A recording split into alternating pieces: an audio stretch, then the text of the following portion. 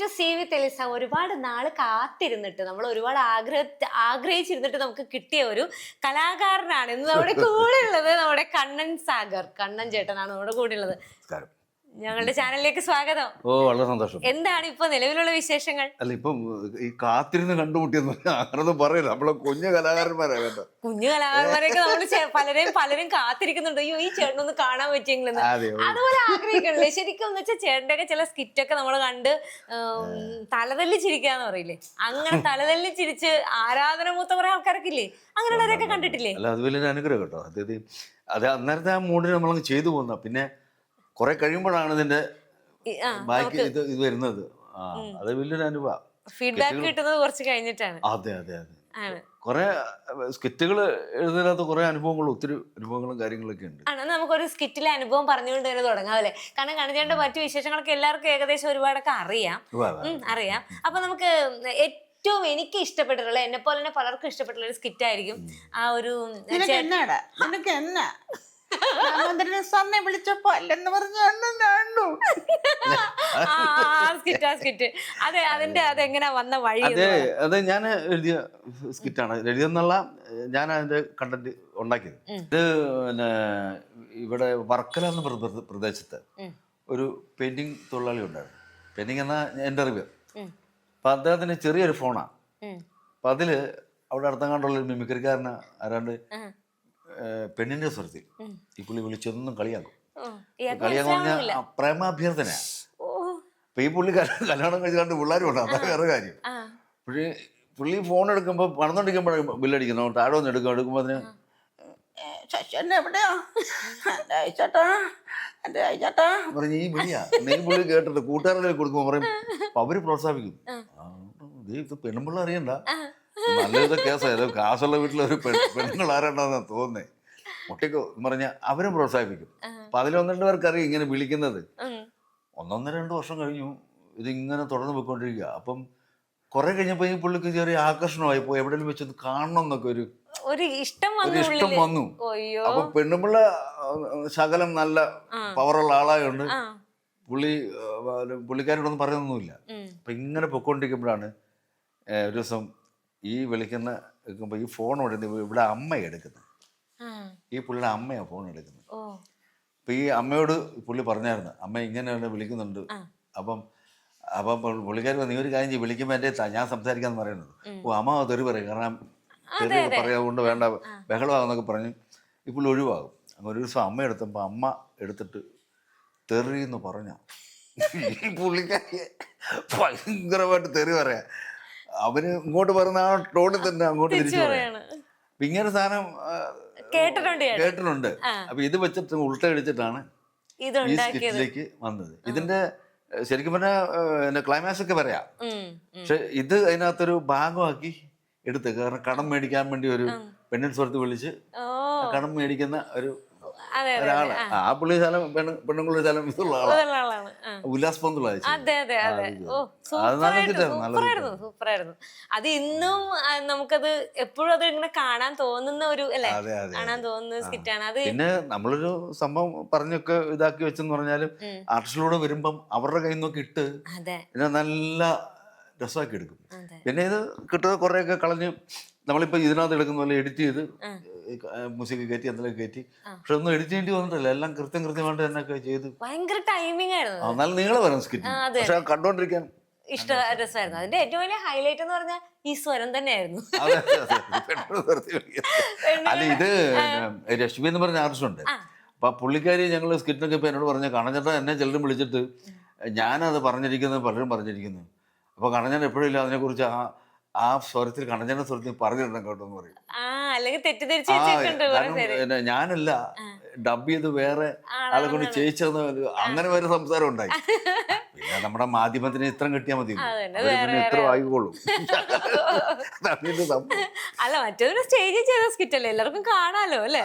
പിന്നെ ചേട്ടൻ ഒരുപാട് എടുത്ത് ഇതല്ലാതെ ആ ഒരു സ്വരത്തിലൊക്കെ സംസാരിക്കാറില്ലേ? പിന്നെ സ്ത്രീ വേഷങ്ങൾ പലതും കിട്ടിയിട്ടില്ലേ? അമ്മച്ചിയുടെ വേഷങ്ങള്. അമ്മച്ചിയുടെ വേഷം ഒരു വീഗലാൻഡിൽ പോകുന്ന അമ്മയുടെ അത് ഞാൻ എഴുതിയ. അതെ, വീഗലാൻഡിൽ പോകുന്ന അമ്മ സ്കിറ്റ് നമ്മുടെ തങ്കച്ചനൊക്കെ. തങ്കച്ചനും ഭയങ്കരമായിട്ട് പേരെടുത്തൊരു സ്കിറ്റ്. അത് ഞങ്ങള് അങ്ങനെ കുറച്ച് വൈറലായ കുറേ ഏറെ സ്കിറ്റുകൾ ചെയ്യാൻ പറ്റിയിട്ടുണ്ട്.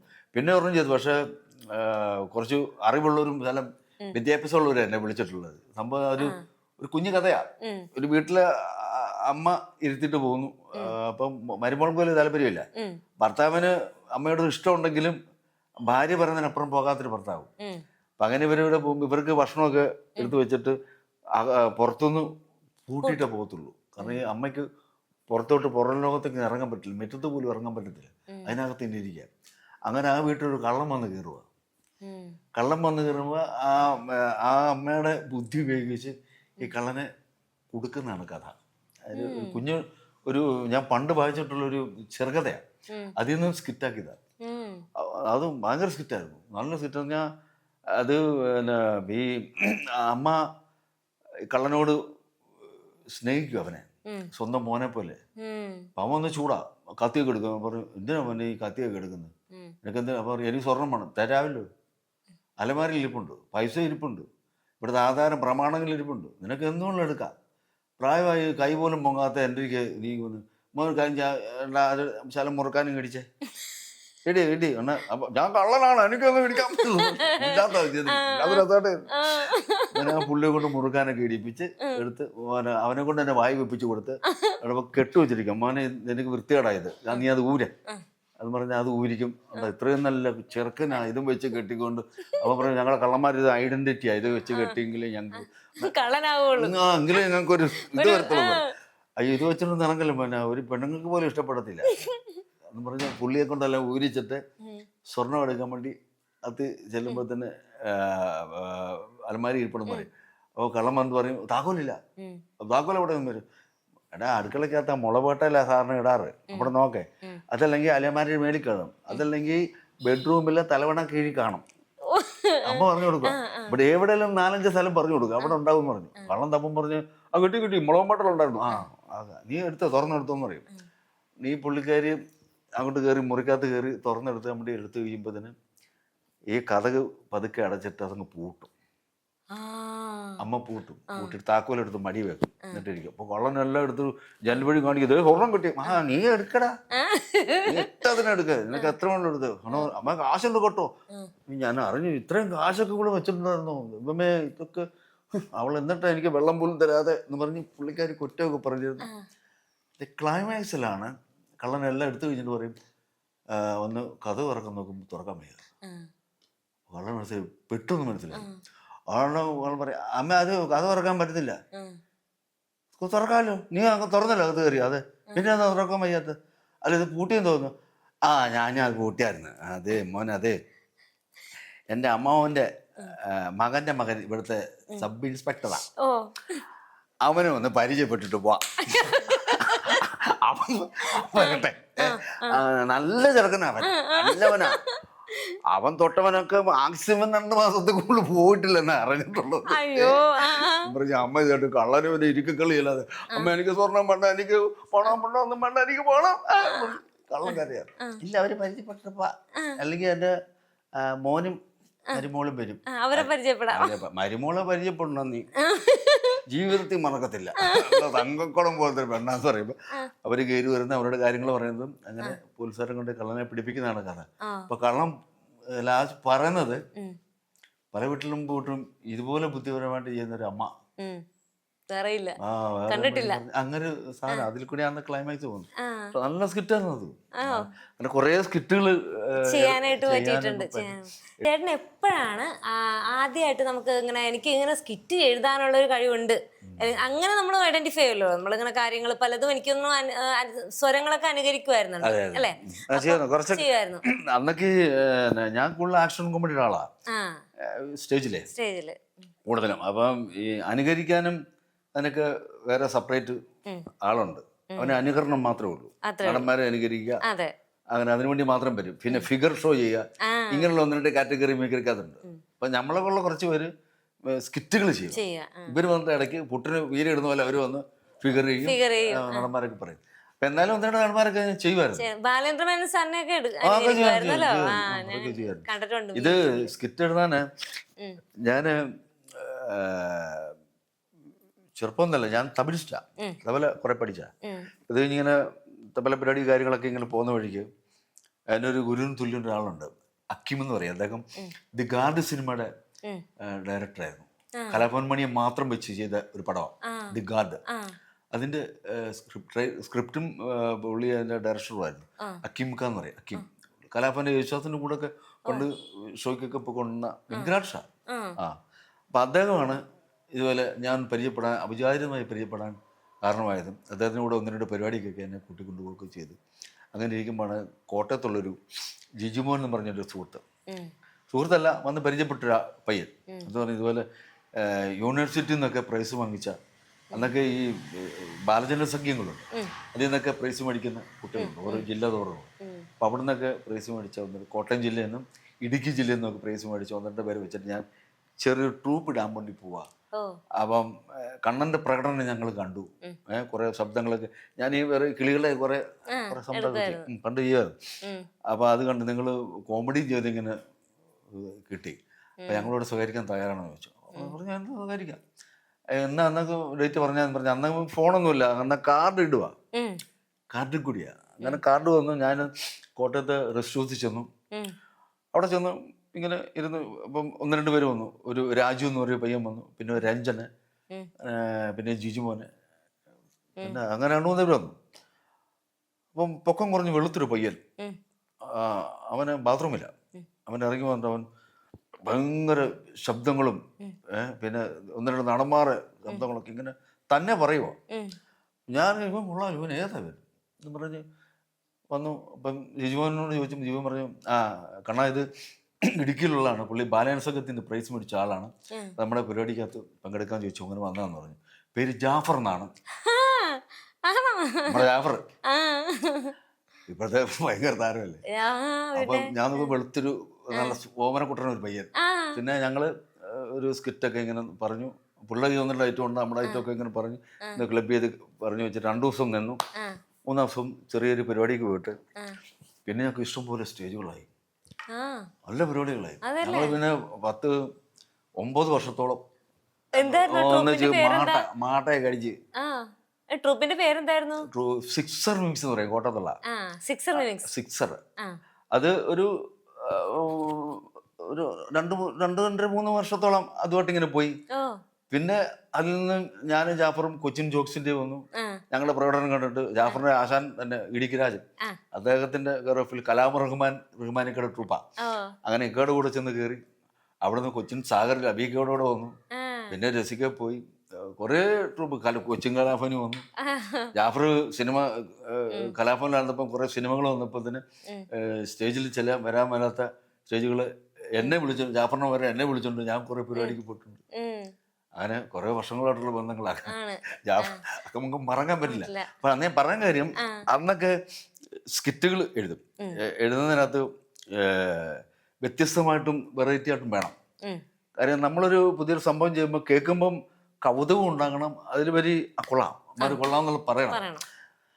അപ്പൊ അന്നൊന്നും ഈ മിമിക്രി എന്ന് പറഞ്ഞാൽ രാജാക്കന്മാര് വാഴുന്ന സമയമൊക്കെ. കൊച്ചിൻ കലാഭവൻ, കൊച്ചിൻ ഓസ്കർ, കൊച്ചിൻ ഹരിശ്രീ, ഇതിനകത്തൊക്കെ ഈ ദിലീപൻ ഉൾപ്പെടെയുള്ള അങ്ങനെ അബീകയുടെ കൊച്ചിൻ ഓസ്കർ, പിന്നെ റഹ്മാനിക്കൊക്കെ ഉള്ള കൊച്ചിൻ കലാഭവൻ, ഹരിശ്രീ, മറ്റേ NF വർഗീസ്, ദിലീപേട്ടനെ, അങ്ങനെയുള്ള ഓരോ ഇവർക്കൊക്കെ പരിപാടികളാണ്.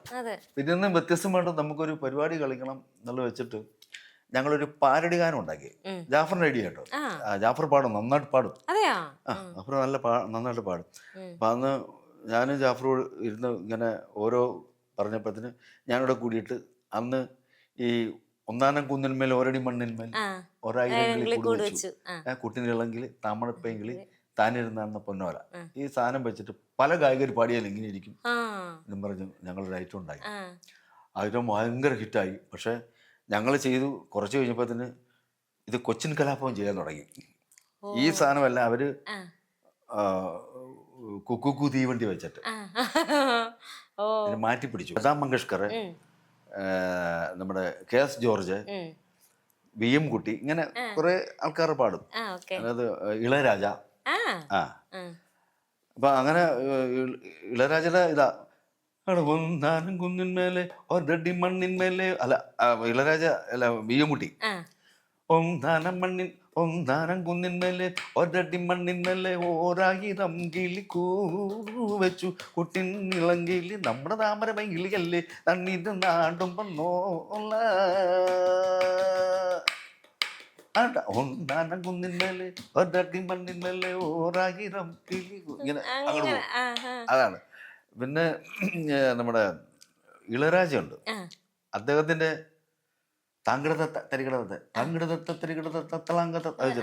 അടവുന്നാലും കുന്നിന്മേലോരടി മണ്ണിന്മേ വണ്ടൂറായിരം കിളിക്കൂടുകൾ വച്ചിരുക്ക വണ്ടു കൂട്ടി നിളങ്കിളിയോ പച്ചത്താമര പൈങ്കിളിയോ വന്ന് താനിരുന്നാടുന്ന പൊന്നൊലൈ അട ഒന്നനക്കുന്നിന്മേൽ ഊരടി മണ്ണിന്മേ. ഇങ്ങനെ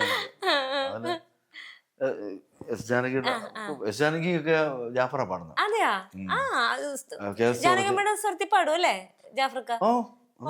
ഫീമെയിൽ സൗണ്ട് നന്നായിട്ട്. അപ്പം കണ്ണൻ ചേട്ടൻ ഫീമെയിൽ സൗണ്ട് ചെയ്യുമല്ലോ, പക്ഷെ ഫീമെയിൽ സൗണ്ട് പാടില്ല. ഞാൻ ഫീമെയിൽ സൗണ്ട് ഇല്ല. അന്ന് ഞാൻ ചെയ്യുന്നത് ഈ പറഞ്ഞ ഇളയരാജയും കെ.എസ്. ജോർജും. കെ.എസ്. ജോർജ് ആണ് സ്വരത്തിലൊന്ന് പാടും. കെ.എസ്. ജോർജിന് ഇതാ ഒന്നാനാം കുന്നിൻ ഓരടി മണ്ണിൻ 1000 കിളികൾ കൂട്ടിൻ ഇളങ്കിളി താമര പൈങ്കിളി താനിരുന്നാടുന്നല്ലോ താനിരുന്നാടുന്നല്ലോ. അല്ല അന്നൊക്കെ സത്യം പറഞ്ഞ ആ ഒരു കാലഘട്ടത്തിലെ ടിവികളോ മറ്റേ മാധ്യമങ്ങളോ ഒന്നുമില്ല. മിമിക്രി ആയിരങ്ങളാണ് ഇരിക്കുന്നത് നമ്മുടെ പരിപാടി കാണാൻ. ശരിക്കും പറഞ്ഞാൽ ഞങ്ങൾ പിള്ളേരാണെങ്കിലും ഞങ്ങൾ ചെന്ന് തുടങ്ങി കഴിയുമ്പോഴത്തേന് അവിടെ നിന്ന് ഇവിടുത്തെ ആൾക്കാർ വരും, പിന്നെ ഞങ്ങളെ പ്രോത്സാഹിപ്പിക്കും. പിന്നെ ഞങ്ങളുടെ ഉള്ളിൽ വലിയൊരു ആഗ്രഹം ഉണ്ടായിരുന്നു കൊച്ചിയിൽ പോയി ഒരു പരിപാടി കളിക്കണം. നടന്നോ അത്? ആ ആഗ്രഹം. അതിങ്ങനെ ജാഫറും പറയും, എടാ നമുക്ക് കൊച്ചിയിൽ കളിച്ച് നന്നായിരുന്നു എന്നൊക്കെ പറയും. നമുക്ക് നോക്കാം. അപ്പം ഞങ്ങൾ ഹരിശ്രീ പാടിക്കൊണ്ടുവന്നൊരു പീറ്ററേട്ടുണ്ട് കോട്ടത്തോട്. ഈ ചേട്ടനാ വിചാരിതമായിട്ട് ഞങ്ങളുടെ പരിപാടി കാണാൻ പറ്റി. എങ്ങനെയോ ഒന്ന് പറ്റി. അതൊന്നും ഞങ്ങൾ ഇഷ്ടപ്പെട്ടു. എടാ നിങ്ങൾ കൊള്ളാണ്, നല്ല പരിപാടിയാണ്. ഞങ്ങൾ 4 പേരും 5 പേരും കിട്ടുക്കനാ. ഞാനും ജാഫറും അല്ലാതെ നമ്മളെക്കാട്ടി കഴിവുള്ളവരും മറ്റേ 3 പേരും ഇവര് നന്നായിട്ട് പ്രസന്റ് ചെയ്യുന്നവരാ. അവൻ ഇങ്ങനത്തെ പറഞ്ഞ പീറ്ററേട്ടിനോട് ഞങ്ങൾ ഇങ്ങനെ പറഞ്ഞു, ചേട്ടാ ഞങ്ങൾക്ക് കൊച്ചിയിലൊരു പരിപാടി കളിക്കുന്ന ആഗ്രഹമുണ്ട്. അതല്ല വലിയ വലിയ മിമിക്രിക്കാരെ നേരിട്ടൊന്ന് കാണണമെന്നൊരു ആഗ്രഹമുണ്ട്. ആ സമിതിയിലൊക്കെ കയറി പറ്റാൻ നമുക്ക് പറ്റില്ല. അപ്പം എന്താന്ന് ചോദിച്ചാൽ പുള്ളി പറഞ്ഞു, എടാ കൊച്ചിയിൽ ഒരു അന്ന് കൊച്ചിൻ കോറസിലാണ് ചേട്ടൻ പാടുന്നത്, ഹരിശ്രീയല്ല കോറസ്. അപ്പം പറഞ്ഞു ജോഡിച്ചേട്ടൻ പറഞ്ഞൊരു കാര്യം ചെയ്യും, എന്തേലും പരിപാടി കോറസിൻ്റെ ആയിട്ട് വരുവാണെങ്കിൽ ഞാൻ നിങ്ങളെ വിളിക്കാം. ഒരു 2 ഐറ്റം അല്ലെങ്കിൽ 1 ഐറ്റം ഈ പറഞ്ഞ ഇപ്പം പാടി ഈ പാരഡിയും പിന്നെ പറ്റുന്ന ഏതെങ്കിലും ഒരു ഐറ്റം കൊണ്ട് 2 ഐറ്റം കഴിഞ്ഞ സെറ്റപ്പ് ചെയ്യാൻ ഉണ്ടാക്കാൻ ശ്രമിക്കാം എന്ന് പറഞ്ഞു. അങ്ങനെ മതി കേട്ടോ. അപ്പം ഞങ്ങൾക്ക് സന്തോഷപ്പെട്ടു. അങ്ങനെ ഒരു ഇരുന്നപ്പോൾ തന്നെ പുള്ളി കോട്ടത്തിൽ കണ്ടം പറഞ്ഞടാ YMCAയിൽ എറണാകുളം ഷേണായ്സിൻ്റെ ബാക്കിൽ അവിടെ YMCAയിൽ ഞങ്ങളുടെ ഒരു പരിപാടി വന്നിട്ടുണ്ട്. അപ്പം അവർ പറഞ്ഞു എന്തായാലും കോമഡി എന്തെങ്കിലും ഒന്നും കുഴപ്പമില്ല, നിങ്ങളുടെ പേര് പറഞ്ഞപ്പം പിള്ളേർ സെറ്റാ എന്ന് പറഞ്ഞു. അപ്പം അടികൂലി എന്തെങ്കിലും കിട്ടത്തുള്ളൂ. അപ്പം ഒന്നും കിട്ടില്ല, കുഴപ്പമില്ല, ഞങ്ങൾക്ക് വരണം, വലിയ ആഗ്രഹമാണ്. അപ്പം ഞങ്ങളങ്ങനെ ഞാനും ജാഫർ ഈ പറഞ്ഞ പിള്ളേരെല്ലാം കൂടെ 2 ഐറ്റം കളിച്ചാൽ മതി. ഞങ്ങളവിടെ ചെന്നു. ആദ്യമായിട്ട് എറണാകുളത്ത് സെൻട്രൽ എറണാകുളത്തിൻ്റെ ഇപ്പുറത്ത് തിയേറ്ററൊക്കെ ഇങ്ങനെ അതിശയിക്കുക. എറണാകുളം പോയിട്ടില്ല. അതെയോ? എറണാകുളം വഴി ഇങ്ങനെ ടച്ച് ചെയ്ത് അങ്ങോട്ട് ഗുരുവായൂർ അങ്ങോട്ടൊക്കെ പോയിട്ടുള്ള ഒന്നുമില്ല. പരിപാടിയായിട്ട് ചെന്നിട്ടില്ലല്ലോ നമ്മളെ പെർഫോമൻസ് ചെയ്യാൻ വേണ്ടി. അപ്പം അങ്ങനെ ഗാനമേളക്കകത്ത് തുടങ്ങി ഒരു 5-8-10 പാട്ട് കഴിഞ്ഞു. 1 മണിക്കൂർ കഴിഞ്ഞു. 1-1.5 മണിക്കൂറായപ്പം ഞങ്ങൾ ചിലപ്പോൾ ഉടനെ വിളിക്കും, ഒരുങ്ങി എന്നെല്ലാം പറഞ്ഞു. അപ്പം ഞങ്ങൾ ജീവിതത്തിൽ വലിയൊരു സന്തോഷത്തിൽ നിൽക്കുക. അപ്പം സമയപ്പത്തിന് ജോഡിച്ചേട്ടൻ പറഞ്ഞു, എടാ ചിലപ്പോൾ അടുത്ത പാട്ടിന് കയറിക്കണം എന്ന് പറഞ്ഞു. അടുത്ത പാട്ട് കഴിഞ്ഞു. ഞങ്ങളങ്ങനെ ഫസ്റ്റ് സ്കിറ്റ് ഈ പറഞ്ഞ പാരഡി തന്നെയാണ്. ആ സ്കിറ്റ് ചെയ്തു കഴിഞ്ഞപ്പോൾ തന്നെ ഈ ഇരിക്കുന്ന ഓഡിയൻസിന് ഭയങ്കര കൈയടി. അവർ നല്ല പ്രോത്സാഹനം. കാര്യം അതുവരെ ആരും കാണിക്കാത്ത ചില സാധനങ്ങളൊക്കെ കാണിച്ചപ്പോഴത്തേന് അത് ക്ലാസ് ഓഡിയൻസാ YMC ആകുമ്പോഴത്തേന് അത് ഞാൻ പറഞ്ഞു ഒരൈറ്റം കഴിഞ്ഞിട്ടുണ്ടെങ്കിൽ ഞങ്ങൾ പിന്നെ ഉള്ളായിരിക്കുമല്ലോ വിളിച്ചാലും പറഞ്ഞു അവർ കൂടി എന്നൊക്കെ സംസാരിക്കുന്നുണ്ട് പറഞ്ഞു അവിടെ ഉറങ്ങിടാൻ പറഞ്ഞു. അങ്ങനെ ഞങ്ങൾ ഒരു ഐറ്റം ഇട്ടു, അതും കുറെ ചിരിക്കാനുള്ള ഒരു ഞങ്ങൾ ഗൾഫിൽ പോകുന്നൊരു ഐറ്റം, അതും ജനം എടുത്തു, ഭയങ്കരമായിട്ട് എടുത്തു. അങ്ങനെ 2 ഐറ്റം കയറി ഞങ്ങൾക്കുള്ള ഐറ്റം മൊത്തം കഴിഞ്ഞിട്ട് ഇനിയുണ്ട് ചെയ്തോന്ന് പറയുക. ഭയങ്കര അനുഭവമായി. അങ്ങനെ 3-4 പ്രതീക്ഷിക്കാതെ കിട്ടിയ ഒരു കാരണം അവർക്ക് ഭയങ്കര ഈ പിള്ളേർ സെറ്റാകുമ്പോ എങ്ങനെ എന്താന്നുള്ള അറിയില്ലല്ലോ. പക്ഷെ അവര് നമ്മളത് ചെയ്ത് കഴിഞ്ഞപ്പോ തന്നെ ഭയങ്കര സംഭവമായിട്ട് തോന്നി. ഞങ്ങളിങ്ങനെ പരിപാടിയെല്ലാം കഴിഞ്ഞു, ഞങ്ങൾക്ക് ശകലം റിമോട്ട് പൈസ ഒക്കെ തന്നു, സന്തോഷമായി. എടാ അടുത്ത പരിപാടിനെ വിളിക്കാം, അവര് പിന്നെ വിളിക്കാന്നൊക്കെ പറഞ്ഞു. വന്നപ്പം അങ്ങനെ പുറത്ത് വന്നപ്പോഴത്തേന് മിമിക്രി ലോകത്തെ ഒരു 6-7 പേര് വെളിയിൽ വന്നിട്ടുണ്ട്. വെളിയിൽ നിന്നല്ല, ഈ പരിപാടി കാണാൻ ബാക്കിൽ അവരോട് പരിപാടി കഴിഞ്ഞിട്ട് ഒന്ന് 2 ട്രൂപ്പിലുള്ള ആൾക്കാരാ. ഒന്ന് കലാമോ റഹ്മാനിക്ക, ഹരിശ്രീ അശോകൻ, പിന്നെ നാരായണൻ കുടിച്ചേട്ടൻ, പിന്നെ കുറെ ഉണ്ട്, NF വർഗീസ്, ഇങ്ങനെ 5-8 പേരോളം ഉണ്ട്. പരിപാടി ഷോ കഴിഞ്ഞിട്ട് വന്ന അവര് പരിപാടി കണ്ടു. അവര് നമ്മുടെ പരിപാടി കണ്ടു. അവര് കണ്ടു, ഞങ്ങൾ തൊഴുത് പരിചയപ്പെട്ടു. അന്നൊക്കെ അവര് ഭയങ്കരമായിട്ട് തിളങ്ങി നിൽക്കുന്ന സമയം. അശോചണ്ണൊക്കെ വേദിയിലോട്ട് വന്നാൽ തന്നെ ജനം തിരിച്ചു മറിയുന്ന സമയം. അന്നൊക്കെ ആയിരക്കണക്കിന് ആൾക്കാരാണ് ഷോ കാണാൻ വരുന്നത്. ഇതിപ്പോ പുറത്തോട്ട് ആരും ഇറങ്ങത്തില്ല, TV ഉള്ളതുകൊണ്ട്, അല്ലെങ്കിൽ മൊബൈലിലെല്ലാം കോമഡി കാണാം. ഇപ്പൊ എല്ലാം കോമഡി പരിപാടി അങ്ങനല്ലോ. പണ്ടങ്ങനല്ല, പണ്ട് ഇങ്ങനെയുള്ള പരിപാടികൾ വരുമ്പോൾ ജനം ആ ഗ്രാമതാണെങ്കിൽ ആ നഗരത്തിലുള്ള ആരാന്ന് വെച്ചാൽ അവരെല്ലാവരും വരും ഷോകൾ കാണാൻ. അങ്ങനെ അവിടുന്ന് ഞങ്ങൾ എന്തെങ്കിലും ചെയ്യുമെന്നുള്ളത് അങ്ങനെ അവിടെയുള്ള കൊച്ചിയുള്ള മിമിക്രിക്കാർക്ക് മനസ്സിലായി. അങ്ങനെയാണ് കലാമുറുകമോനിക്ക, ഇടുക്കി രാജന്റെ ശിഷ്യനാണ് ജാഫർ, രായ്മാഷിന്റെ. അങ്ങനെ ഇക്കോട് പറഞ്ഞു ഇന്നലെ രായ്മാഷ് പറഞ്ഞു. അപ്പം അവിടെ നിന്ന് 2 പേരും അങ്ങോട്ടും ഇങ്ങോട്ടും പിണങ്ങി ഒരു പരിപാടിക്ക് വന്നില്ല. അങ്ങനെ ഞങ്ങളെ പരിപാടിക്ക് വിളിക്കാൻ പറയുന്നു. ഞങ്ങളോട് ചെല്ലുന്നതും റിഹേഴ്സലിൽ ചെന്നതും പരിപാടി നമ്മൾ തുടർന്ന് പോകുന്നൊക്കെ അങ്ങനെയാ. വരുന്നത് പ്രൊഫഷണലായിട്ട് അങ്ങനെയാ പോകുന്നത്. പക്ഷെ ഞങ്ങള് പോയടത്തെല്ലാം നല്ല പരിപാടിയാ. നിങ്ങൾ ആ സമയത്ത് ഇതൊക്കെ ചെയ്യുമ്പോൾ നേരിടുന്ന ഒരു വെല്ലുവിളി എന്തായിരുന്നു? അല്ലെങ്കിൽ ഈ ഒരു സ്കിറ്റുകൾ ചെയ്യുമ്പോഴാണെങ്കിലും അതിനുവേണ്ടി പ്രിപ്പയർ ചെയ്യുമ്പോഴാണെങ്കിലും ഒക്കെ ആ ഒരു സമയത്ത് നേരിട്ടിരുന്ന എന്തെങ്കിലും ചലഞ്ചസ് ഉണ്ടോ? അതെ, ഇതിനകത്ത് സംഭവിക്കുന്ന വെച്ചാൽ മിമിക്രി എന്നുള്ളതിനേക്കാൾ ഉപരി, കുറെ ശബ്ദങ്ങൾ ചെയ്യെങ്കിലും ഉപരി സ്കിറ്റുകള്, നമ്മൾ ചെയ്യുന്ന സ്കിറ്റുകള് ജനം എങ്ങനെ എടുക്കും, എങ്ങനെ ചിരിക്കും അതിനെ കുറിച്ചൊരു ബോധമില്ല, ഞങ്ങൾക്കറിയില്ല. പിള്ളേരെ സെറ്റാ ഞങ്ങള്. അപ്പം ഞങ്ങളത് പറയാൻ കാര്യം, ഞങ്ങള് പോയി ഒരു സ്കിറ്റ് ഉണ്ടാക്കി. അത് ജാഫർ കഥയായിട്ട് പറഞ്ഞത് ഭയങ്കര വൈറലായതാ. സംഭവം വെച്ചാല് ഞങ്ങള് ഒരു സ്കിറ്റ് ഉണ്ടാക്കി. അതായത് 6-ാം തിരുമുറിവ് ബാലെ, ഒരു ബാലെ. അപ്പം ശരിക്കും പറഞ്ഞാൽ അത് ക്രിസ്തുദേവന്റെ ഒരു ഇതിൽ വെച്ചിട്ട് ചെയ്യുന്നതാണ്. നമ്മളെ ബോധം പോലെ നമ്മളെ അതിലെ കോമഡിയാണ് കണ്ടത്. അതായത് ഞങ്ങൾ കാണിക്കുന്ന ഒരു രാജസദസ്സില് രാജാവ് നിൽക്കുന്നു. അപ്പൊ അതിന് കുറ്റം ചെയ്ത ആരുണ്ടോ ഒന്ന് രാജാ പ്രഭു ഇങ്ങനെ 5 അപ്പം കൊണ്ട് 5000 പേരെ തിരിച്ചു. 5 അപ്പം കൊണ്ട് 5000 തിരിച്ചു, അതാരാ? അത് ഇങ്ങനെ കാനായിലുള്ള ഒരാളാ, ആനായി കിടക്കുന്ന ആളോ, വിളിക്ക്. പിന്നെ പുള്ളി വെള്ളം വീഞ്ഞാക്കി, ഇത്ര വെള്ളം കൊണ്ട് 5000 പേർക്ക് വീഞ്ഞ് കൊടുത്തു, വെള്ളം വീഞ്ഞാക്കിയെന്ന് പറയും. ആ പാൽഭൂതമാണ് വിളിക്കാൻ പറയും. അങ്ങനെ ആ പുള്ളി കൊടുന്ന് ഇദ്ദേഹത്തെ കൊണ്ടുവരിക, കൊടുത്തിരുത്തിന് പറയും അവിടുന്ന് വിധിക്കണം, ഇങ്ങനെയൊക്കെ ചെയ്ത കുറ്റം ചെയ്ത് വിളിക്കുന്ന പറയും. പിന്നെ എവിടെയൊക്കെ തുളയുണ്ടോ അവിടെ എല്ലാം ആണി അടിച്ചേക്കാൻ വിധിക്കുക. പിന്നെ ഷാഡോയില് കാണിക്കുന്നത് ഈ അത് നമ്മൾ അറിവില്ലായ്മയും നമ്മൾ കൊച്ചു പിള്ളേരായതുകൊണ്ടും ഇതിന്റെ വ്യാപ്തി, കാരണം എന്താണ് നമ്മൾ ചെയ്യുന്നത് അത് ചെയ്യുന്നത് പള്ളിയിലാ, അതല്ലേ തല്ലുകിട്ടിയില്ലേ, ഇത് ചെയ്യുന്നൊരു ക്രിസ്ത്യൻ പള്ളിയിലാ. ഈ സാധനം ജനം ചിരിക്കുന്നുണ്ട്, എടുക്കുന്നുണ്ട്. അങ്ങനെ ഞങ്ങൾ കോട്ടയത്താ ഒരു വേദി, ഞങ്ങളുടെ കോട്ടയത്താ പരിപാടി. അവിടെ ചെന്ന് പരിപാടി എല്ലാവർക്കും ഇഷ്ടപ്പെട്ടു. പിള്ളേർ തൊട്ടാണെങ്കിലും ഭയങ്കരമായിട്ട് ഇഷ്ടപ്പെട്ടില്ല പരിപാടി. അപ്പത്തിന് ഞങ്ങളവിടെ നിന്ന് വെളിയിൽ ഇറങ്ങിയപ്പത്തിന് വികാരിയച്ഛൻ വന്നിട്ട് പറഞ്ഞു, നിങ്ങളെല്ലാവരും എൻ്റെ കൂടെ പോരും. അപ്പോൾ ഞാൻ പോയപ്പോൾ ജാഫറിനോട് ഞാൻ പറയടാ നീയും കൂടെ വാ. ഞാൻ തന്നെ വരാം, നീ കൂടെ കാശ് മേടിക്കാൻ അച്ഛനോട് വരാൻ പറഞ്ഞു. അപ്പം ഞാനും ജാഫറും കൂടെ അച്ഛൻ്റെ കൂടെ ചെന്ന് അച്ഛൻ്റെ മേടയിൽ മുറിക്കകത്ത് ചെന്നു. ഞങ്ങൾ കയറി കൊണ്ട് അച്ഛൻ തന്നെ ഇതിന് കുറ്റിയൊക്കെ ഇട്ട് അതിങ്ങനെ കുറ്റിയിട്ട് അന്നേരം തന്നെ ഞങ്ങൾ പരസ്പരം നോക്കാൻ തുടങ്ങി. അവിടെ അച്ഛൻ പറഞ്ഞിട്ട് രണ്ടുപേരും ഇരിക്കുക. എന്നാൽ ഞങ്ങൾ ഇല്ല അച്ഛൻ നിൽക്കാം.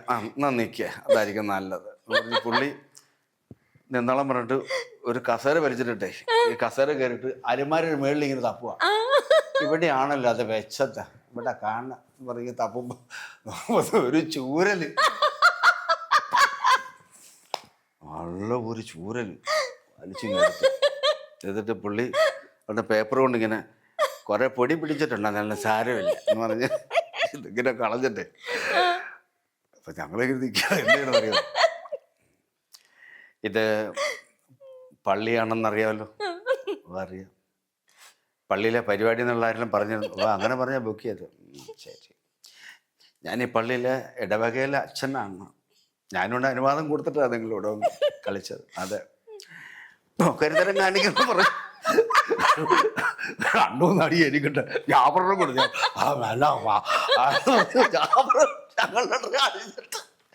ഞാൻ പറയാ അട്ടിച്ചിട്ട് ചൂരിലോട്ടിട്ട് പുള്ളി അച്ഛനിങ്ങനെ ഞാനിനി എങ്ങനെ ഇടവകക്കാരുടെ മുഖത്ത് നോക്കും, ഉമ്മാരൊക്കെ പൂക്കരുത്തരം വെച്ചിട്ട്. അപ്പൊ പുറത്തിങ്ങനെ അച്ഛോ ഇതാ തുറന്നേ പിള്ളേരെ അവന്മാര് രണ്ടുപേരും കയറിയിട്ടില്ല, അവനത് കാണുമല്ലോ. ആദ്യം പറഞ്ഞു വന്നിട്ടുണ്ട്, അടുത്തത് വന്നിട്ടുണ്ട്.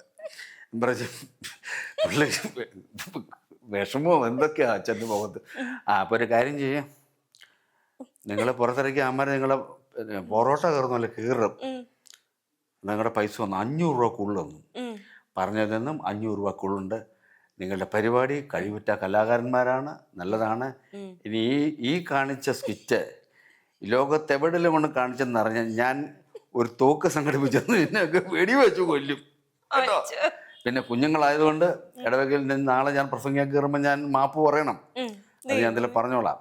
ഇനിയിപ്പോൾ ഇവിടുന്ന് നിങ്ങൾക്ക് പോകണമെങ്കിൽ കുറച്ച് പാടാ, അതുകൊണ്ട് ആരോടും ഒന്നും പറയാനൊന്നും നിൽക്കരുത്. ഞങ്ങൾ രണ്ടും കൂടെ റൂം തുറന്നപ്പത്തിന് കുറേ പേര് അവിടുത്തെ ഇടവകളിലെ വലിയ ഗുണ്ടാട്ടയും അവിടുത്തെ വലിയ ആൾക്കാരാണ്, കുടുംബക്കാരൊക്കെയാണ്. അവർക്ക് അറിയണം. അച്ഛൻ പറഞ്ഞു ഒന്നും ചെയ്യരുത്, അവർ കുഞ്ഞുങ്ങളാണ്, അവർക്ക് അതിൻ്റെ വ്യാപ്തി അറിയില്ല. അപ്പം ആ സ്ഥിതിക്ക് നമ്മൾ ക്ഷമിച്ചു വിടുകയാണ് ചെയ്യേണ്ടത്. അഥവാ അവരുടെ എന്തെങ്കിലും ചെയ്തിട്ടുണ്ടെങ്കിൽ എല്ലാവരുടെ പേരിൽ ആക്ഷൻ എടുക്കും. ഇനി ഇടവേഗം ഞാൻ പോകേണ്ടി വരും പറഞ്ഞ അച്ഛൻ ഭീഷണിപ്പെടുത്തി. അപ്പം എല്ലാവരും പറഞ്ഞു അല്ല അമ്മാരെ ചോദിക്കണ്ട, ആരും ഒന്നും ചോദിക്കണ്ട, ചോദിക്കാനൊക്കെ സമയം ഉണ്ടാവും, ഞാൻ പറയേണ്ടതൊക്കെ പറഞ്ഞിട്ടുണ്ട്. അത്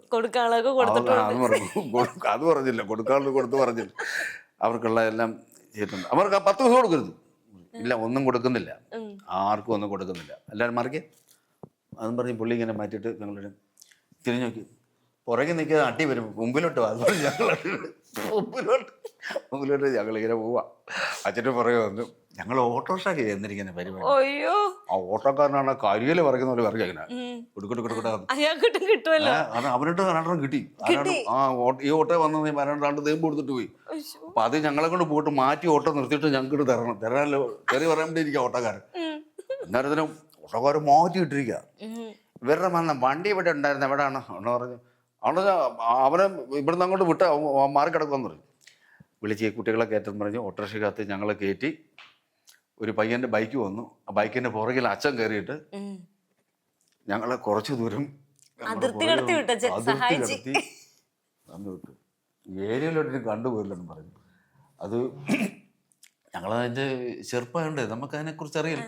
പക്ഷെ നമ്മൾ എഴുതിയപ്പോഴും പറഞ്ഞപ്പോഴൊക്കെ ചിരിച്ച് കളിച്ച് പോയെങ്കിലും ഇത് ചെന്ന് ഇത് 5-6 അമ്പലത്തിൽ കളിച്ചപ്പോഴൊക്കെ ഭയങ്കര ചിരിയായിരുന്നു. ചിരി എന്ന് പറഞ്ഞാൽ ഈ ഷാഡോയിലാണ് കാണിക്കുന്നത്, ചെവിക്കാത്തോളം മൂക്കിലുള്ളത്തോളം ഉണ്ടല്ലോ.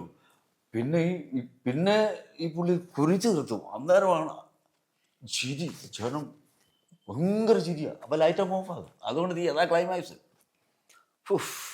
ജീവിതത്തിൽ മറക്കൂലല്ലേ? ഇല്ല, പിന്നെ ഞങ്ങൾ സ്കിറ്റ് കളിച്ചിട്ടില്ല. അതോടെ നിർത്തി. ഞാൻ പിന്നീട് നമുക്ക് മനസ്സിലായി അതെ, അതെ, ഇത് ഇങ്ങനെയാന്നുള്ളത്. പക്ഷെ അതിനുശേഷം വർഷങ്ങൾക്ക് ശേഷം ഞങ്ങള് ഞാൻ ഈ പറഞ്ഞ പ്രദേശത്ത് അടുത്ത് ചെന്നപ്പം അവിടെ ഒരു മിമിക്രി ആർട്ടിസ്റ്റ് ഉണ്ടായിരുന്നു, ജയകുമാർ, കലാഭവൻ ജയകുമാർ. ജയകുമാറിന്റെ വീടിന് തൊട്ടടുത്തായിരുന്നു ഈ പള്ളി. ജയകുമാറൊക്കെ അന്ന് മിമിക്രിക്കാരനൊന്നുമല്ല, എന്തൊക്കെ ഇങ്ങനെ പോകുന്ന ആളാണ്. അപ്പോൾ ചേട്ടൻ്റെ ഒക്കെ മിമിക്രി കണ്ടാൽ എനിക്ക് മിമിക്രി ചെയ്യണം ആഗ്രഹം തോന്നി എന്നൊക്കെ പറഞ്ഞിട്ടുണ്ട്. അന്ന് ഫ്രണ്ടിൽ നിന്ന് പരിപാടി കാണാൻ ജയകുമാർ ഉണ്ടായിരുന്നു. ജയകുമാർ എപ്പോഴും പറയും, എൻ്റെ കണഞ്ഞൻ്റെ പരിപാടി ഫ്രണ്ടിൽ നിന്ന് കണ്ട് അന്ന് ചിരിച്ച് വയറ് പഴുത്തിട്ട്. പക്ഷെ പിന്നീട് അറിയുന്ന, എനിക്കും അറിയില്ലായിരുന്നു, പിന്നീട് അറിയുന്ന പിള്ളേർ കാണിച്ച ഇങ്ങനെ സംഭവമാണ് പറഞ്ഞു, വിഷയങ്ങളൊക്കെ ഉണ്ടായെന്ന് പറഞ്ഞു. അത് അന്ന് മുതലേ നമ്മൾ ശ്രദ്ധിക്കപ്പെട്ടു തുടങ്ങിയെന്നുള്ളതാണ്. സ്കിറ്റ് അതാണ് ഞാൻ ചോദിച്ചത്. നമുക്ക് എഴുതുക ചെയ്ത് പോവുക എന്നൊക്കെ ഉള്ളു, അല്ലാതെ തന്നെ അതിന് ഇതുപോലെ നമ്മൾ എന്തെങ്കിലും കാണുന്നത് അല്ല എവിടെയെങ്കിലും പറഞ്ഞു കേൾക്കുന്നതോ ആയ ഇൻസിഡൻസ് ഒക്കെ എല്ലാം കൂട്ടി വെച്ച് അതിനകത്ത് കോമഡി ഒക്കെ ചേർത്തിട്ട് അങ്ങ് എഴുതി അങ്ങ് ഉണ്ടാക്കും. അത് ഞങ്ങൾ 5-6 പേരില്ലേ, 5 പേരുണ്ട്. ആരെങ്കിലും ഒരു ചെറിയൊരു കണ്ടന്റ് ഒരാൾ പറയും, നമുക്ക് ഇങ്ങൊരു കോമഡി ഉണ്ട്, ഒരാൾ പറഞ്ഞ കോമഡി. അപ്പം എല്ലാവരും എന്ത് ചെയ്യാൻ മറിച്ച് നമ്മുടെ കുഞ്ഞു മനസ്സിൽ തോന്നുന്ന ആ ഒരു കൗണ്ടറൊന്നും ഇല്ല, സാഹചര്യം മാത്രമേ ഉള്ളൂ. ചിരിക്കാൻ ചിലപ്പോൾ ലാസ്റ്റ് മാത്രമേ ഉള്ളൂ ചിരിക്കാൻ, അതിന് മുമ്പ് ചിരിക്കാനൊന്നുമില്ല. പണ്ടത്തെ സ്കിറ്റുകൾ അങ്ങനെ തിയേറ്ററുകൾ ഇങ്ങനെ പോയി പോയി പോയി പോയി ലാസ്റ്റാണ് ചിരി. അങ്ങനെയാണ് സംഭവം. ഈ എൻ്റെ കലാഭവന്റെ ഒരു പരിപാടി, റഹ്മാൻ, അബ്ദുൾ റഹ്മാൻ എന്ന് പറഞ്ഞ ആർട്ടിസ്റ്റ് ഉണ്ടായിരുന്നു ഇവിടെ. പുള്ളിക്കാരന് ആലുവ അടുത്തുള്ള ആർട്ടിസ്റ്റാണ്, കലാഭവനുള്ള. അപ്പം അട്ടപ്പാടിലെ കണ്ട കലാഭവൻ പരിപാടി എന്നപ്പോൾ ഇതിൻ്റെ വേലക്കാരൻ ലാസ്റ്റ് മരിച്ചു വീഴുക. അതായത് അവിടുത്തെ കൊച്ചമ്മ ഗർഭിണിയായി. അപ്പം ചേട്ടൻ ഗൾഫില്ല. അപ്പൊ ഇതിന്റെ ഉത്തരവാദി ആരെന്ന് അറിയത്തില്ല. അതിനുവേണ്ടി എനിക്കിപ്പോൾ തന്നെ ലാസ്റ്റ് പിന്നെ വേലക്കാരൻ, ഈ കുട്ടിയുടെ തന്ത ആരാ മരിക്കുമെന്ന് പറയുന്നത്, വേലക്കാരൻ മരിച്ചു വീഴുക. അപ്പൊ ഭയങ്കര ചിരിയാ, അവിടെ കൊണ്ട് തീരുക. ഈ അട്ടപ്പാടി ചെന്ന് കാണിച്ചപ്പോ ആർക്കും മനസ്സിലായില്ല, ആരും ചിരിക്കുന്നൊന്നുമില്ല. ഉമ്മാരിക്കുക പുള്ളി മൈക്കെടുത്തിട്ട്, ഇത് വേലക്കാരൻ എന്ന് പറഞ്ഞാണ് ഈ പുള്ളിയാണ് മരിച്ചത്, ഭർത്താവല്ല വേലക്കാരൻ്റെ ആണ്. പിന്നെ രണ്ടാമത് എടുത്ത് പറഞ്ഞപ്പോഴാ ആണോ, ശരി ശരി ശരി ശരി അങ്ങനെ എന്ന് പറഞ്ഞ പോലെ അങ്ങ് സ്കിറ്റുകൾ പോകുന്നത് ലാസ്റ്റ് ചിരിക്കാറുള്ളൂ, കിടക്കുന്നില്ല. അങ്ങനെയൊക്കെ നമ്മുടെ ഐറ്റം കളിച്ചോണ്ടിരുന്നു. അയ്യോ, ഞങ്ങൾ പോയെടുത്ത് ഒരുപാട് അനുഭവങ്ങൾ പരിപാടിക്ക് പോട്ടെ. ഞങ്ങൾ ഈ നാടകത്തിന്റെ കുടുംബമായിരുന്നു. ഈ കോട്ടത്തൊരു നാടകസമിതി ഉണ്ടായിരുന്നു, ഒരു വത്സൽ ചേട്ടൻ്റെ ഒക്കെ നാടകം, ഉജ്ജയിനി തിയേറ്റേഴ്സ്, ഉജ്ജയിനി നാഷണൽ. ഇങ്ങനെ ഇവർക്ക് ഡബിൾ പരിപാടി വരുമ്പോൾ നമ്മുടെ ടീമിന് ഇഷ്ടപ്പെട്ടിട്ട് എടാ നിങ്ങൾ പോയി അന്ന് കണ്ട് 250 രൂപ 300 രൂപയൊക്കെ ഉള്ളൂ. 300 രൂപയാ, 300 രൂപ പിന്നെ 3000 ഇതില്ല. അപ്പം ജാഫർ വരും അന്നൊക്കെ. പക്ഷെ നേരത്തെ പരിപാടി കഴിഞ്ഞ ലെറ്റർ ഇടണം, ഫോണൊന്നുമില്ല. ഈ ലെറ്റർ ഇടണം 3 ദിവസം കഴിഞ്ഞിട്ടേ അവിടെ കിട്ടത്തുള്ളൂ. അപ്പം 6 ദിവസം മുമ്പ് വീട്ടിലെങ്കിൽ 3 ദിവസം കൊണ്ട് പിന്നെ 3 ദിവസം താരോട് കൂടി വരാൻ പറ്റും. അപ്പൊ ആ സമയം കൊണ്ട് 1-2 പരിപാടി അവിടെ ഇവിടേക്ക് പിടിച്ചു വെക്കും. ഒരു വരവിന് 1-2 പരിപാടി കളിയും. അന്നാണ്ട് 25 രൂപയോ 50 രൂപയൊക്കെ താഴെ ഉള്ളൂ ഒരു ആർട്ടിസ്റ്റിന് കിട്ടുന്നത്. അന്നൊക്കെ വണ്ടിക്കല്ലേ കുറച്ചൊക്കെ ഉള്ളൂ. നമുക്ക് പൈസയുടെ അല്ല, നമ്മൾ ചെല്ലുക, പരിപാടി കളിക്കുക, ജനം കാണുക, നമ്മൾ ഇഷ്ടപ്പെടുക. അന്ന് മുതലേ ഒരു അംബിഷനാണ്, ഒരു ആഗ്രഹമാണ് ഇതിനോട്. ഇങ്ങനെ എന്ത് ചെയ്യണം അങ്ങനെയാണെന്നൊന്നും അറിയില്ല, അങ്ങ് പോവുക, കുറെ തമാശകൾ പറയാ, ഏതായാലും ജനം ചിരിക്കുന്നുണ്ട്. വീട്ടിലെ സപ്പോർട്ടായിരുന്നോ ആ സമയത്തൊക്കെ? വീട്ടിലെ ഇല്ല, കലയോട് വലിയ താല്പര്യം. അച്ഛൻ മൃദംഗമൊക്കെ വായിക്കുമായിരുന്നു, അമ്മയ്ക്കൊന്നും താല്പര്യം. കാര്യം അന്നത്തെ കലാകാരന്മാരെന്ന് പറഞ്ഞാൽ ഒരു പോക്ക് പോയി കഴിഞ്ഞാൽ അതിലേ അങ്ങ് പോവുക. പിന്നെ വല്ലപ്പോഴും വരും, എന്തെങ്കിലും ഉണ്ടെങ്കിൽ കൊടുക്കും, ഒന്നും കാണത്തില്ല. എന്നാലും പിന്നെ കുറച്ച് കൂടെ തങ്ങും, പിന്നെ കുറച്ച് കടമൊക്കെ ഉണ്ടാക്കി വെച്ചിട്ട് വീണ്ടും പോകും. കാരണം അന്നൊക്കെ പരിപാടികൾക്ക് തുച്ഛമായ പൈസയും ജീവിക്കാൻ ജീവിതമാർഗവും കല കൊണ്ടൊന്നും ഇങ്ങനെ ഇതില്ല. പിന്നെ ചിലയിടത്തൊക്കെ ആരെങ്കിലും പ്രേമിക്കും, പിന്നെ അവിടെ അങ്ങ് ഒതുങ്ങി കൂടും. ഇവിടെ ഒരു ഭാര്യ അവിടെ ഒരു ഭാര്യ, ഇങ്ങനെ പണ്ടുള്ള കലാകാരന്മാർ 2-3 ദിവസം കുട്ടിയുടെ വീരെടുന്ന അവിടെ ഒരെണ്ണം ഇവിടെ ഒരെണ്ണം ഇങ്ങനെ ഇട്ടു പോവായിരുന്നു. അങ്ങനെയൊക്കെയുള്ള കാലഘട്ടമായിരുന്നു. ഇപ്പം അതൊന്നുമില്ല. അത് കഴിഞ്ഞ് നമ്മുടെ കാലത്തിലൊക്കെ സുവർണ്ണ കാലം നമുക്ക് കിട്ടുന്നത്. അങ്ങനെ അതൊക്കെ അങ്ങനെ ഒരു സപ്പോർട്ട് ഉണ്ടായിരുന്നില്ല. അല്ല, കല മാറിയിട്ട് വിദ്യാഭ്യാസം കൂടെ പഠിക്കുവോ, അല്ലെങ്കിൽ ഞങ്ങൾ കുലത്തൊഴിലുണ്ട്, ഞങ്ങൾ ഈ മരപ്പണി ചെയ്യുന്ന ആൾക്കാരാണ്, അശ്വരി ചെയ്യുന്ന. അപ്പൊ അതിലേക്കാണ് കൂടുതലും അതാകുമ്പം പണി ചെയ്താൽ നിത്യേന കഴിഞ്ഞു പോകാനുള്ള കിട്ടും. മറ്റൊന്നും കിട്ടപ്പോരില്ല, ചുമ്മാ അരഞ്ഞാണ് നടക്കാന്നുള്ളൂ വിചാരിച്ചു. പക്ഷെ അന്ന് സാമ്പത്തികം നോക്കിയില്ലെങ്കിലും എന്തേലും ആകണം, ഒരു കലാകാരനാകണം എന്നുള്ളൊരു ആഗ്രഹം കൊണ്ട് മരപ്പണി പഠിച്ചോ എന്നിട്ട്? പിന്നെ പഠിച്ചു. ഞാൻ സ്വന്തമായിട്ട് വീടൊക്കെ പണിയായിരുന്നു. വീടിന്റെ കഥകളും കട്ടള ഈ പറഞ്ഞ കഥകളും ജനഫ്രെയിം കബോർഡുകളും എല്ലാം പണിയാ. ഷോറൂമിന്റെ പണി. ചേട്ടനൊക്കെ ഷോറൂമിന്റെ പണിക്കാരായിരുന്നു. ഇന്റീരിയർ വർക്കൊക്കെ പണിക്കും. ഞാൻ മലബാർ ഏരിയ ഒരുപാട് സ്ഥലത്ത് കലാകാരനാകുന്ന മുമ്പ് പണിക്കൊക്കെ പോയി പണി പഠിച്ചു. പണി പഠിച്ച് വന്ന ശേഷം വീണ്ടും കലയിലോട്ട് ഇറങ്ങിയത്. കാരണം നമുക്ക് അവിടെ ഇല്ലെങ്കിൽ ഇവിടെ വേണമല്ലോ. അങ്ങനെ പിന്നെ കുറെ കാലഘട്ടത്തിന് ഇതിനൊന്നും പോകുന്നില്ല. ചേട്ടന്റെ മക്കളോ കലാപരമായിട്ട് താല്പര്യമുള്ളവരാണോ? ഞാൻ പറഞ്ഞു അവരുടെ ഇഷ്ടത്തിന് പോകാൻ പറയാം. അവര് പിന്നെ പഠിക്കണം. മോനെ ഡിഗ്രി ഞാൻ PG MA ലിറ്ററേച്ചർ അത് പാസ്സായിട്ടുണ്ട്. അതിനിടയ്ക്ക് മോനെ സൗണ്ട് എഞ്ചിനീയർ പഠിക്കണമെന്ന് പറഞ്ഞ് അങ്ങനെ സൗണ്ട് എഞ്ചിനീയർ പഠിച്ചു. അപ്പം ശരിക്കും പറഞ്ഞാൽ അതുകൊണ്ടാണ് പിടിച്ചിരിക്കുന്നത്. മോനെ ഇവിടെ മാക്ഫാസ്റ്റ് പറഞ്ഞ FM റേഡിയോ ഉണ്ട് തിരുവല്ലയിൽ. അവിടെ സൗണ്ട് എഞ്ചിനീയർ തിരുവനന്തപുരത്തായിരുന്നു. പിന്നെ വന്നു ഇവിടെ ഉണ്ട്. മോള് ചേർത്തലയിലാണ് പഠിക്കുന്നത്, KVM കോളേജിൽ ഡോക്ടർ ഓഫ് ഫാർമസി പഠിക്കുകയാണ്. ഞാൻ പറഞ്ഞു കല ഇഷ്ടമാണ്, കല കൊണ്ട് പോകുന്നതിനും കുഴപ്പമില്ല. പക്ഷെ പഴയ കാലഘട്ടം ഇപ്പം കല കൊണ്ട് ജീവിക്കാൻ ബുദ്ധിമുട്ടാണ്, അങ്ങനെ പറയാം. കാര്യം സാംസ്കാരിക നേതാക്കന്മാർക്കും സാംസ്കാരികമായിട്ട് പോകുന്നവർക്കും സാഹിത്യകാരന്മാരെ അല്ലെങ്കിൽ കല കൊണ്ട് ജീവിക്കുന്നവർക്കൊക്കെ പഠനങ്ങളൊക്കെ ഇടിവും സാമ്പത്തിക ബുദ്ധിമുട്ടും പ്രശ്നങ്ങളെല്ലാം പ്രശ്നങ്ങളാണ്. ഇപ്പം സ്റ്റേജ് പരിപാടി ഇപ്പം എനിക്ക് ക്രിസ്മസോ അല്ലെങ്കിൽ ഈ ഡിസംബറൊക്കെ ആകുമ്പോൾ എങ്ങനെ പോലെ ഒരു 5-10 പരിപാടി സ്റ്റേജ് ഷോകളൊക്കെ കിട്ടുന്ന ഒറ്റ പരിപാടിയില്ല. ഇപ്പൊ സമിതികളുമില്ല. അവിടെ ഇവിടെ സമിതികളൊക്കെ വിളിക്കുന്നുണ്ട്. എല്ലാം നമ്മള് ഇവിടെ ഇത്ര രൂപ കിട്ടുമോ ചേട്ടാ? അത്രയും കിട്ടത്തില്ല, ഇത്രയേ ഉള്ളൂ. അപ്പം ഇത്ര ഇട്ടിട്ട് പിന്നെ ഇത്രയും പിന്നെ ഇത്രയും കൂടെ കുറയുമോ? അങ്ങനെ ആകുമ്പോൾ കുറെ. പിന്നെ ഉദ്ഘാടനം പരിചയമുള്ളവരൊക്കെ വിളിച്ചു കഴിഞ്ഞാലും ചേട്ടാ വണ്ടിക്കൂലി ഉള്ളൂ എന്ന് പറഞ്ഞാൽ കിട്ടുന്നതായിട്ട് പറഞ്ഞാൽ അങ്ങനെ നമ്മൾ പോകും. അവിടെ ചെല്ലുമ്പോൾ വണ്ടിക്കൂലി ചിലപ്പോൾ കാണത്തില്ല. ചേട്ടാ ചെയ്തേക്കാം, 2 ദിവസം കഴിഞ്ഞ് ചെയ്തേക്കാം, അങ്ങനെയാണ് അനുഭവങ്ങൾ ഒത്തിരി ഉണ്ട്. നമ്മുടെ ജാഫ്രിക്കയൊക്കെ സിനിമയിൽ കയറി ഒരുപാട് സിനിമകൾ ചെയ്തു. പക്ഷെ കണ്ണൻചേട്ടൻ എന്തുകൊണ്ടാണ് കൂടുതൽ അങ്ങനെ സിനിമയിലേക്ക് വരാതിരുന്നത്? അത് ചാൻസ് വന്ന് റിജക്ട് ചെയ്തു? ഞാൻ സിനിമകൾ ചെയ്തു. സിനിമകള് 100, 110, 120, 150 കോടി സിനിമകൾ ഞാൻ ഏറ്റവും കൂടുതൽ ചെയ്തിരിക്കുന്നു. ഞാൻ മാർട്ടിൻ ബർക്കാട്ടിന്റെ സിനിമ ചാർലി, അതിനകത്ത് 140 കോടി പടം അത് ചെയ്തു. പിന്നെ ABCD എന്ന സിനിമ, അതിനകത്ത് ഞാൻ വേഷം ചെയ്തിട്ടുണ്ട്. പിന്നെ ഉദാഹരണ സുജാത, മഞ്ജു ചേച്ചി നിർമ്മിച്ച പടം, അതിനകത്ത് ചതുർമുഖം, അതിനകത്ത് അഭിനയിച്ചു. സുരേഷ് ചേട്ടൻ്റെ കൂടെ മേഘം മൂസ, അതിനകത്ത് അതായത് കെട്ടിപ്പിടിച്ച വലിയുണ്ട് സുരേഷ് ചേട്ടന്. മമ്മൂക്കയുടെ കൂടെ ഒരു സീൻ ചെയ്ത് ഇത് തോപ്പിൽ ചോപ്പൻ, ജോണി ആന്റണി അദ്ദേഹം ഡയറക്ഷൻ ചെയ്ത് കൊടുത്തത്. അങ്ങനെ കുറേ പടങ്ങൾക്കകത്ത് ഞാൻ ചെയ്തിട്ടുണ്ട്. വിജയിച്ച പക്ഷേ ഇപ്പം ഈയിടെ പോയി ഞാൻ ജയസൂര്യ വിളിച്ചു. കുറെ കാലം കൂടി അദ്ദേഹം വിളിച്ചിട്ട് പറഞ്ഞു ആടുത്രി തുടങ്ങുന്നു, അതിനകത്തൊരു ചെറിയ വേഷം, ചെറിയൊരു വേഷമാണ്, ചിലപ്പോൾ ചെയ്യാമെന്ന് ചോദിച്ചു. അപ്പം അതന്നെ അങ്ങനെ പറയുന്നു, സന്തോഷം പറഞ്ഞു. അങ്ങനെ അദ്ദേഹം വിളിച്ച പാലക്കാട് പോയി ഒരു ദിവസം അതുപോലെ ഒരു സീൻ ചെയ്തു. അവർ ചെന്നപ്പോൾ പറഞ്ഞ സീനല്ല, വേറെ കിട്ടിയത് ചെയ്തു ഞാൻ. പിന്നെ ഈ വാഴ 2ാം ഭാഗം ഇറങ്ങുന്നു. അതിനകത്ത് കോമഡി ഒന്നുമല്ല, പക്ക സീരിയസ്, കരഞ്ഞ് അഭിനയിച്ചിരിക്കുന്നു. അത് നല്ല വാഴ ആദ്യത്തെ പോലെ അതിനും കയ്യിൽ നിൽക്കുന്ന തോന്നുന്നത്. അത് ഇപ്പം ഷൂട്ടൊക്കെ കഴിഞ്ഞു, ജോർജിയയിലൊക്കെ അത് കഴിഞ്ഞു വന്നിട്ടുണ്ട് അവര്. അതിന്റെ ഡബിങ് കാര്യങ്ങൾ തുടങ്ങാൻ പോകുന്നു. അതിനകത്ത് അങ്ങനെ വേഷം ചെയ്തു കുറെ. പിന്നെ അരൂപി എന്നും പറഞ്ഞ സിനിമ ഇപ്പം ഇറങ്ങാൻ പോകുന്നു. അതിനകത്ത് നല്ല വേഷം ഒരു കള്ളനായിട്ട് ചെയ്തിട്ടുണ്ട്. ഇപ്പം നമ്മൾ ഓരോ ഇപ്പം കണ്ണൻചേട്ടൻ ചെയ്യുന്ന വേഷങ്ങള് ചെറിയ ചെറിയ വേഷങ്ങളൊക്കെ ആണ് ചെയ്തു വന്നിരുന്നത്. ചെറുതാണെങ്കിലും ശ്രദ്ധിക്കുന്ന വേഷമാണ്. അതിന് തൃപ്തിയുള്ള ആളാണ് ആണ് അല്ല. ഞാൻ ചോദിക്കുന്നത്, എനിക്കൊരു കുറച്ച് ലെങ്തി ആയിട്ടുള്ള അല്ലെങ്കിൽ കുറച്ച് അങ്ങനെ നമ്മൾ ആഗ്രഹിക്കുന്ന ഒരു കഥാപാത്രം, അങ്ങനെ എന്തെങ്കിലുമൊക്കെ മനസ്സിലുണ്ടോ? അത് കഥാപാത്രം ഇപ്പം നമുക്കൊരു സ്ട്രക്ചർ ഉണ്ട്, ഒരു ഷേപ്പ് ഉണ്ട്. ഈ ഷേപ്പിന് ഏത് ക്യാരക്ടർ കൊടുത്താൽ ചെയ്യാം. എനിക്ക് വന്നിരിക്കുന്ന എന്താ വെച്ചാൽ, ചില സിനിമ തുടങ്ങുമ്പം സുഹൃത്തുക്കളായിട്ടുള്ള എനിക്ക് അടുത്തറിയാവുന്നവരൊക്കെ ഇങ്ങനെ കാരണം ഒരു പടം ചെയ്യുന്നുണ്ട്, അതിനൊക്കെ ഒരു വേഷം മാറ്റി വെച്ചിട്ടുണ്ടെന്ന് പറയും. പക്ഷെ പടത്തോട് അടുത്ത് വരുമ്പം അതിനകത്തുള്ള ബാക്കി ആൾക്കാരൊക്കെ വരുമ്പോൾ ഈ ക്യാരക്ടറുമായിട്ട് നോക്കുമ്പം ചിലപ്പോൾ എനിക്ക് ചേരുന്നതായിരിക്കത്തില്ല.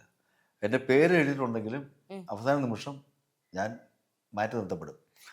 അപ്പോൾ നമ്മൾ പിന്നെ ബന്ധപ്പെടുമ്പോൾ ചോദിക്കും, പറയും കാരണം അത് പിന്നെ പറഞ്ഞ വിഷം ഇല്ലാത്തതുകൊണ്ട് മറ്റൊരെണ്ണത്തിലേക്ക് മാറ്റി വെച്ച് അടുത്ത പടം വരുമ്പോൾ നമുക്ക് ചെയ്യാം, ഇങ്ങനെ മാറി. പക്ഷേ ഈ മാറ്റി വെച്ച് വിളി വരാതിരിക്കുമ്പോൾ തന്നെ നമുക്കറിയാം നമ്മൾ ചിലപ്പോൾ ഇതിനകത്ത് പറ്റാഴിയോ അല്ലെങ്കിൽ നമ്മളല്ലാതെങ്കിൽ അടുത്തറിയുന്ന നമ്മളെക്കാട്ടും കഴിവുള്ള ഒരാളെ അതിനകത്ത് വന്ന് പെട്ടിട്ടുണ്ടെന്നും അങ്ങനെയൊക്കെ പോകുന്നത്. സിനിമ എന്ന് പറയുമ്പോൾ നമുക്ക് അതങ്ങനെയാ. നമ്മളതിനകത്ത് പരിവം പറഞ്ഞിട്ടോ ഒന്നും കാര്യമില്ല. ക്യാരക്ടർ എന്താണ് ഒരു ക്യാരക്ടർ ഡയറക്ടർ അല്ലെങ്കിൽ സ്ക്രിപ്റ്റ് ചെയ്യുന്നവരുടെ മനസ്സിൽ കാണുന്നത് അതിൻ്റെ ഒരു ചിത്രത്തിൽ വെച്ച് അത് വെച്ചിട്ടാണ് ഒരു ക്യാരക്ടറിനെ അവർ വിലയിരുത്തുന്നത് തരുന്നത്. പിന്നെ നമ്മളിലുള്ള വിശ്വാസം എന്ന് വെച്ചാൽ നമുക്കൊരു ക്യാരക്ടർ തന്നു കഴിഞ്ഞാൽ നമ്മുടെ ഉള്ളിൽ അത് ചെയ്യാം എന്നൊരു വലിയ വിശ്വാസം നമ്മുടെ ഉള്ളിനകത്തുണ്ട്. പക്ഷെ അത് നമ്മൾ വിശ്വസിച്ചിട്ട് കാര്യമില്ലല്ലോ, ഈ ചെയ്യിപ്പിക്കുന്നവരും കൂടെ വിശ്വസിക്കണം. അവരും കൂടെ കൊടുത്തു കഴിഞ്ഞാൽ ചെയ്തോളും എന്നുള്ള. ഞാൻ ഈ വാഴ സിനിമയുടെ അതിന് ഉദാഹരണം തന്നെ സബിൻ എന്ന് പറഞ്ഞ തിരുവല്ലയുള്ള ആളാണ് അത് ചെയ്യുന്നത്. അദ്ദേഹം നേരിട്ട് വിളിച്ചിട്ട് എനിക്ക് വേഷം തന്നെ വിളിച്ചിട്ട് പറഞ്ഞു, ചേട്ടൻ ചെയ്യാത്ത വ്യത്യസ്തമായിട്ടുള്ള ഒരു വേഷമാണ് തരുന്നത്. ഇതിനകത്ത് കോമഡി ഒന്നുമില്ല, കോമഡിയുടെ അംശമോ കണ്ണുകൊണ്ടുള്ള ചലനങ്ങളോ വേറെ റിയാക്ഷൻസോ ഓമാളിത്തരോ അല്ലെങ്കിൽ വേറെ മുഖം കൊണ്ടുള്ള അതൊന്നുമില്ലാതെ വെറും പച്ചയായിട്ടുള്ള കണ്ണൻ സാഗറിന് തരിക, ആ സാഗറിന് ഒരു വേഷം തരും, അത് ആ വേഷത്തിന് ഇന്നതാണെന്നുള്ളത് സാഹചര്യം പറയാനനുസരിച്ച് താങ്കൾ നോർമലി ചെയ്ത് തന്നാൽ മതി. അപ്പം എന്ന് പറഞ്ഞു. അപ്പം ഞാൻ പറഞ്ഞു, ഞാൻ നിങ്ങൾ ചെയ്താൽ പറ്റും എന്ന് എനിക്ക് തോന്നുന്നു, അതുകൊണ്ട് നിങ്ങൾ വന്ന് ചെയ്തു തരണം, ഞാൻ വിളിക്കാമെന്ന് പറഞ്ഞു.